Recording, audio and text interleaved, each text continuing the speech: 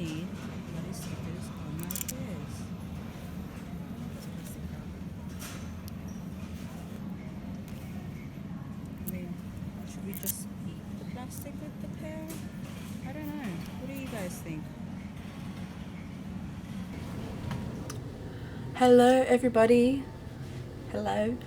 Welcome back to another week of Sustainable Talks with Maria J. So it's been a week of Plastic Free July, so I thought I'd just have a little bit of a chat of how my progress is going so far.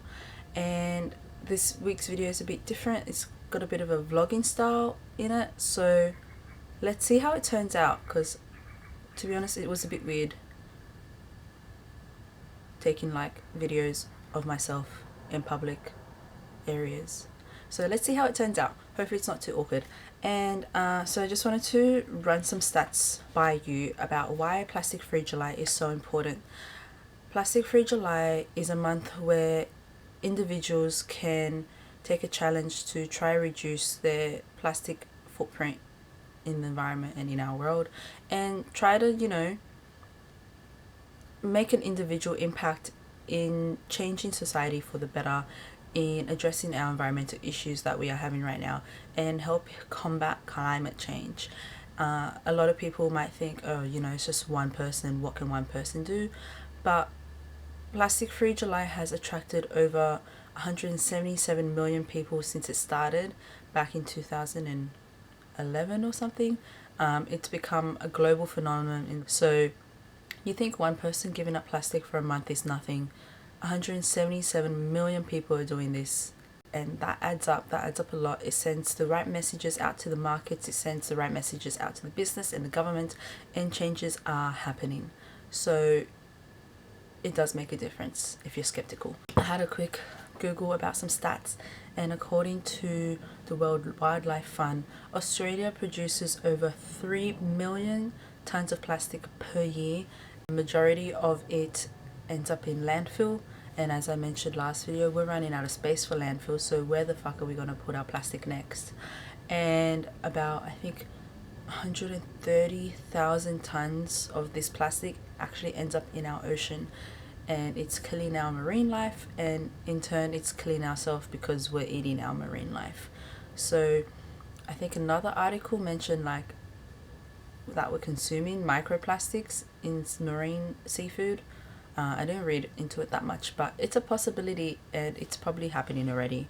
And so each person in Australia with those stats uses or produces about 130 kilos of plastic every year, and less than 12% of that is being recycled.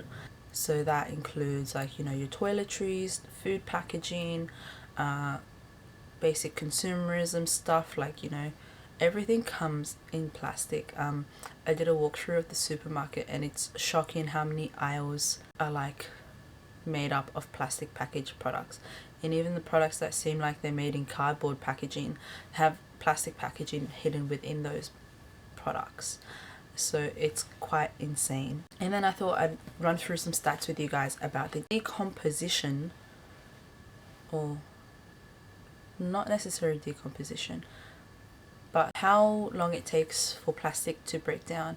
And by break down, I mean breaking down into tiny little pieces, not breaking down in the sense that compostable things break down and return back into the earth, and they provide all those nutrients for another life. No, plastic breaks down just into tiny little pieces, and then that's it. They just stay like that forever. So it's a pretty bad thing for our environment and for our human health as well.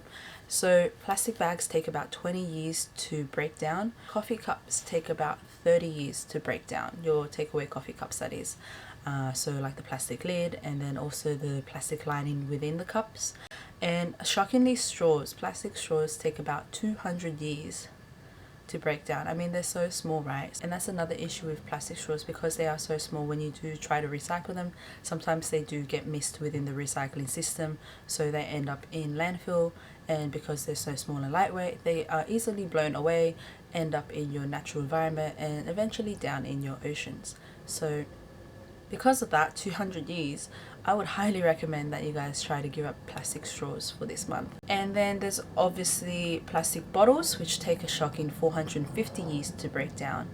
Plastic bottles are just unnecessary. I mean, you're literally buying plastic. You're not paying for the water. The water's free, man. You might think, oh, but it's natural spring water. It's absolute BS. Water is water. You know, either all was in the clouds once upon a time, or it was all once in the river once upon a time, or you know, it used to be in your sewage once upon a time, but it gets filtered through our natural earth systems. And then some guy decided to, like, you know, make some cash and be like, ooh, this is fancy water, let's put it in a fancy bottle and sell it to you guys, and now you guys are falling for that BS. So I don't believe that BS. And a plastic bottle takes about 450 years to break down. That's a very long time. So, you know, can you imagine that? Like heirlooms, they're like, you know, nicely handcrafted, or like, you know, handmade, like whether it's tapestry or woodwork stuff, or like, you know, ancient artifacts that are like absolutely beautiful, right? And they've lasted like centuries now. And then can you imagine our current generation just like, you know, handing down a bottle from generation to generation for 450 years, man? That would go through like maybe 4 or 5 generations, and they'll be like, this is like an ancient bottle, and it looks like a piece of crap. I don't know, sometimes I think about that stuff and I'm like, what are we leaving for our future generations to dig up, you know, centuries from now? Absolute crap. Anyway, the final one is a toothbrush, which takes about 500 years to break down. So toothbrushes, they can be recycled through TerraCycle, but I don't believe they're recycled through our curbside collection. So it's a really good idea to look into that for your local council, with your local council, and see if they are being recycled. Otherwise, TerraCycle is a really good place to recycle your toothbrushes. You can drop them off at a participating store or pharmacy or anything, and you can find that up on their website. So, you know, plastics literally consume our lives.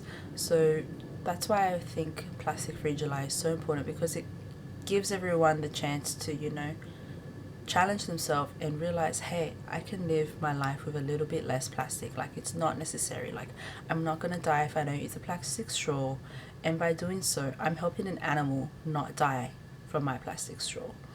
So yeah, my week so far has been kind of easy. I had a dilemma where I had to go buy milk for the family, and I was like, yep, okay. And then on my way out I was like, wait, I can't, because I don't know where to buy glass bottle milk. I did email Aldi about their glass bottle milks, and they got back to me yesterday saying that they discontinued the product. So that's absolute BS, Aldi. BS. But luckily I went out to Newtown for dinner one night, and they're a bit hippie like that. So they have like a Dr. Earth store, which is a really nice eco store, I guess you could call it. And they sold milk in a glass bottle, but it does have a plastic lid on it. So I bought 2 of them, so I wouldn't have to go back anytime soon. But it's bloody hard trying to find milk that's not in a plastic bottle. So it does say here in the description that this brand is a paddock to plate company, and they have 2 organic dairies in Queensland. So yeah, the lid's plastic for sure. But if you guys find anything else that's better than this, like with a metal lid, please let me know. But yeah, I was planning to go plastic free July, dairy free or milk free anyway, but then I forgot about my fam. So yeah, and then on Thursday I pretty much ran out of food for work, so I was like, oh, you know, I'll just go buy some food. But then I realized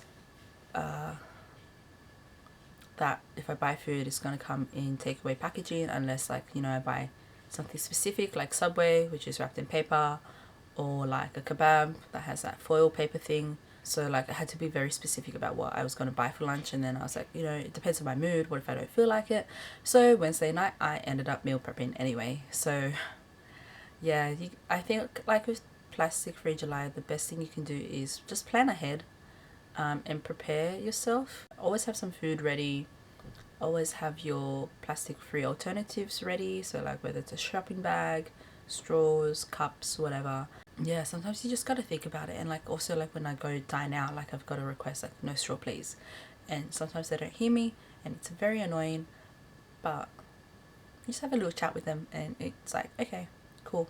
Oh, before I forget, just want to let you guys know what my rules are for plastic free July this year. I'm still using my toiletries, existing toiletries, skincare and makeup, and I am still consuming whatever is left in my fridge because I don't want that food to go to waste. So those are my rules for plastic free July. I'm basically not allowed to buy anything brand new that's in plastic. In about 2 weeks I'm going to be traveling to Tasmania, so I'll be taking plastic free July abroad, or like on travels, not necessarily abroad, but that should spice things up a bit because it's always a bit harder to go on holidays and not use plastic products. So that's it for this week. I'd love to know how you guys are going, if any of you guys are doing the challenge and what you guys have given up or are giving up. Just let me know in the comments down below. And if you have any other comments or any other future topics that you would love to know about, just let me know. I'll see you guys next time. Bye.